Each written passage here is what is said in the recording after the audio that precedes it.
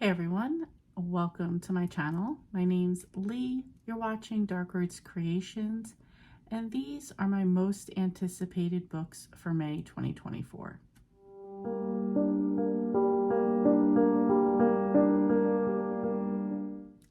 As usual, I can't believe I'm talking about May, another month already.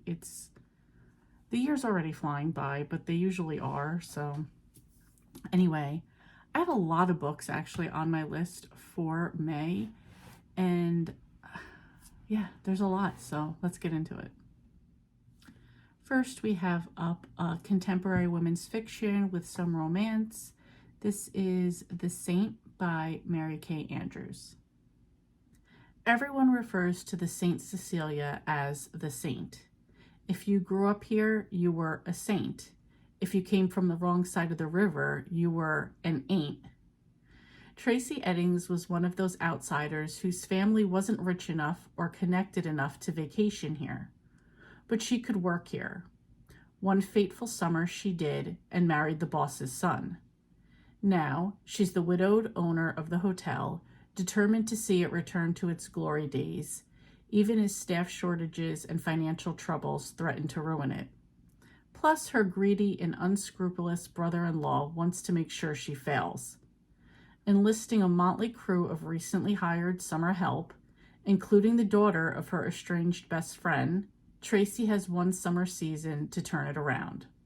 But new information about a long-ago drowning at the hotel threatens to come to light, and the tragic death of one of their own brings Tracy to the brink of despair.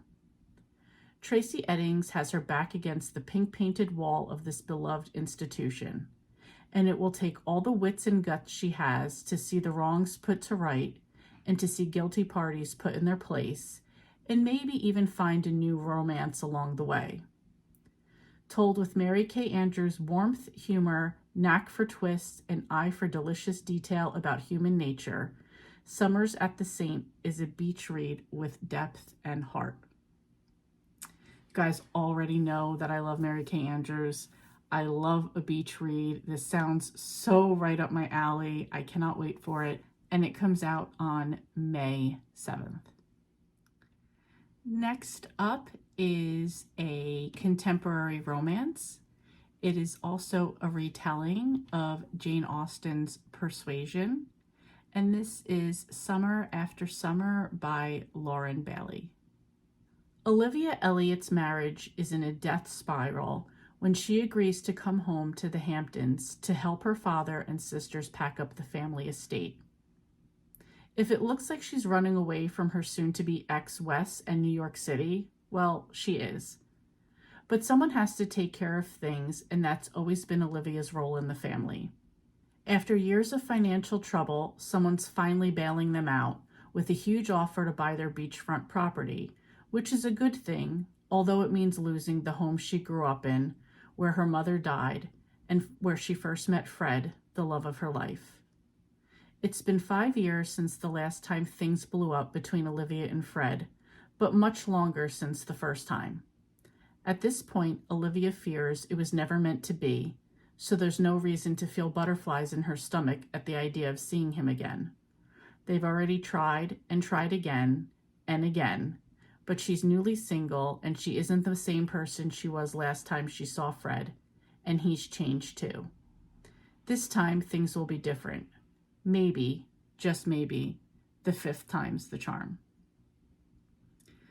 So I don't actually know the reference to Jane Austen and Persuasion, so I have no idea what that's going to be about.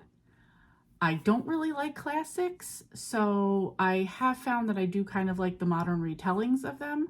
So I am looking forward to this one, and it's coming out on May 7th. Next is a memoir that I think a lot of people of a certain age might be interested in. This is You Never Know, a memoir by Tom Selleck. There are many miles from the business school and basketball court at the University of Southern California to 50 million viewers for the final episode of a TV show called Magnum P.I. Tom Selleck has lived every one of those miles in his own iconoclastic and joyful way. Frank, funny, and open-hearted, You Never Know is an intimate memoir from one of the most beloved actors of our time, the highly personal story of his remarkable life and thoroughly accidental career. In his own voice and uniquely unpretentious style, the famed actor brings readers into his uncharted but serendipitous journey to the top of Hollywood, his temptations and distractions, his misfires and mistakes, and over time, his well-earned success. Along the way, he clears up an armload of misconceptions and shares dozens of never-told stories from all corners of his personal and professional life. Hollywood is never easy, even for stars who make it look that way. In You Never Know, Selleck explains how he struggled to balance his personal and professional lives, frequently adjusting his career to protect his family's privacy and normalcy. His journey offers a truly fresh perspective on a changing industry and a changing world. Beneath all the charms and talent and self-deprecating humor, Selleck's memoir reveals an American icon who has reached remarkable heights by insisting on always being himself. I did skip a lot of what was written there just because I don't want to give anything away for people that do or do not know him. It does mention a lot of people he worked with. He does go into stuff about Magnum. So, and I didn't even want to read all of it either because I want to enjoy this book. I'm a big Tom Selleck fan. I kind of live in this utopia of never finishing watching Magnum PI. My husband and I will sit down every once in a while and watch an episode. And that is like our happy place, the 80s Hawaii, and that's where we keep it. I always say if I get a dog, I'm going to get a little dog and name him Higgins. So yeah, really looking forward to reading this one. I'm sure a lot of other people are too, and this one also comes out on May 7th. Next up, we have a romantic suspense. This is Mind Games by Nora Roberts. As they do each June, the Foxes have driven the winding roads of Appalachia to drop off their children for a 2-week stay at their grandmother's.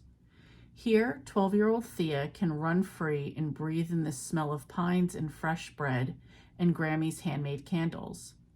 But as their parents head back to suburban Virginia, they have no idea they're about to cross paths with a ticking time bomb. Back in Kentucky, Thea and her grandmother Lucy both awaken from the same nightmare. And though the two have never discussed that special kind of sight they share, they know as soon as their tearful eyes meet that something terrible happened. The kids will be staying with Grammy now in Red Bud Hollow, and thanks to Thea's vision, their parents' killer will spend his life in Supermax. Over time, Thea will make friends, build a career, find love. But that ability to see into minds and souls still lurks within her. And though Grammy calls it a gift, it feels more like a curse, because the inmate who shattered their childhood has the same ability. Thea can hear his twisted thoughts and witness his evil acts from miles away. He knows it and hungers for vengeance. A long, silent battle will be waged between them and eventually bring them face to face and head to head. Well, that was a twist I did not see coming, so this sounds like it's going to be really good. You know it's Nora Roberts, you know I'm reading it regardless, but this one does sound interesting. And if you want to read it, it's coming out on May 21st. Okay, the next book is a sequel I know a ton of people are going to be very excited about. The genres are fiction, LGBT, contemporary, humor, adult fiction, queer, gay, travel, and family. And this is The Guncle Abroad by Stephen Rowley. Patrick O'Hara is finally in a league of his own, professionally. Inspired by his stint as Grant and Maisie's caretaker after their mother's passing, Patrick has unstalled his career with sitcom Guncle Knows Best. Still, some of the things have had to take a back seat. Looking down both barrels at 50, Patrick is single and lonely after breaking things off with Emery. But at least he has family, right? When his brother Greg announces his big second wedding at Lake Como, Italy, Patrick feels pulled toward Grant and Maisie and flies to Europe to attend the lavish event, only to butt heads with a newfound lesbian aunt, curb his sister Clara from flirting with guests, and desperately restore himself to the favored relative status in the kids' eyes as they struggle to adjust to a new normal. But is it Patrick's job to save the day? Or is simply celebrating love enough to quell the family chaos? Gracing the page with his signature blend of humor and heart, Stephen Rowley delivers the long-awaited sequel to a beloved story, all of the complicated bonds of family, love, and what it takes to rediscover yourself, even at the ripe age of 50. I really enjoyed The Guncle. I think this one is going to be just as fun. It'll be great to see him team back up with the kids. I think the lesbian aunt is going to be a force to be reckoned with. And yeah, Italy's going to be a great backdrop for this one. I'm sure a lot of people are going to want to read this one. I know I keep saying that, and it will be coming out on May 21st. And the last book I have on the list is a thriller. This is If Something Happens to Me by Alex Finley. For the past 5 years, Ryan Richardson has relived that terrible night.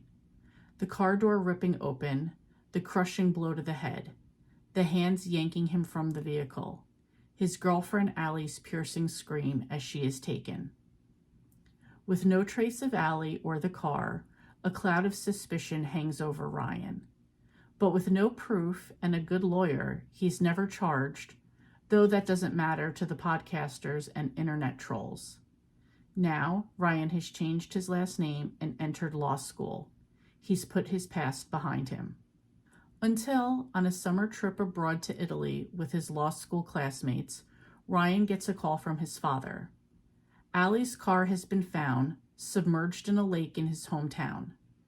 Inside are 2 dead men and a cryptic note with 5 words written on the envelope in Allie's handwriting. If something happens to me, ... Then, halfway around the world, the unthinkable happens. Ryan sees the man who has haunted his dreams since that night. As Ryan races from the rolling hills of Tuscany to a rural village in the UK, to the glittering streets of Paris in search of the truth, he has no idea that his salvation may lie with a young sheriff's deputy in Kansas working her first case, and a mobster in Philadelphia who's experienced tragedy of his own. In classic Alex Finley form, If Something Happens to Me is told from several distinct, compelling characters whose paths intersect, detonating into a story of twist after pulse-pounding twist. The story cements Finley as one of the leading thriller writers today. So, I've read 2 Alex Finley books and really enjoyed them. And then I have this one that's coming out, as well as What Have We Done, which keeps coming up on my library and I just keep pushing it back. So I feel like I will continue to push it back into May. And then I feel like I should just declare right now that May or June is going to be The Weekend Hustle, Alex Finley. And if I didn't mention it, this one comes out on May 28th. So that's it. That's what's coming out in May that I'm most looking forward to. Really excited for all these books. Let me know if you're interested in any of these, and if not, what you're most looking forward to that's coming out in May. Thank you so much for watching, and I will see you next time.